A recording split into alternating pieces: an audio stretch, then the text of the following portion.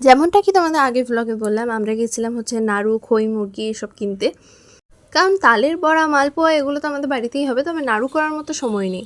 এবার কেনাকাটি কমপ্লিট করে আমরা বেরিয়ে পড়েছি বাড়ির জন্য। বাট মাঝ রাস্তায় নেমে আবার জুস খেতে বসে পড়লাম, এত গরম লাগছিল কি বলবো। সেই দুপুর 1টার সময় বেরিয়েছিলাম আর এখন 4টে বেজে গেছে, এখনও বাড়ি পৌঁছয়নি। তারপর মেয়ের জন্য টুকটাক কেনাকাটি করে বাড়ি পৌঁছে গেলাম। আর এই যে এইগুলো আমরা কিনেছিলাম হচ্ছে গোপুর জন্য। সো চলো দেখাই তোমাদের কি কি শপিং করেছি। প্রথমত এই জামাটা আমার প্রচণ্ড ভালো লেগেছিলো, এটা গোপুর জন্য কিনেছি। তারপরে এই আসনটা আমি অনেকদিন ধরে কিনবো ভাবছিলাম, তবে কেনা হয়ে ওঠেনি, তাই আজকে কিনেছি। এটা লক্ষ্মীর জামা, আর এইটা হচ্ছে গোপুর জামা, যেটা গোপু জন্মাষ্টমীর দিন পরবে, আর এটা আগে থেকে তোলা ছিল। এই জামাটার সাথে ম্যাচিং করে এই অরেঞ্জ হারটা কিনেছি, আর আগের জামাটার সাথে ম্যাচিং করে এই গ্রিন হারটা। তারপরে মোরপঙ্খী জামাটার জন্য এই পাগড়িটা কিনেছিলাম। আর ফার্স্টে যে টেবিলের মুকুটটা দেখেছিলে ওটা হচ্ছে যেটা জন্মাষ্টমীর দিন পরবে ওই ড্রেসটার সাথে।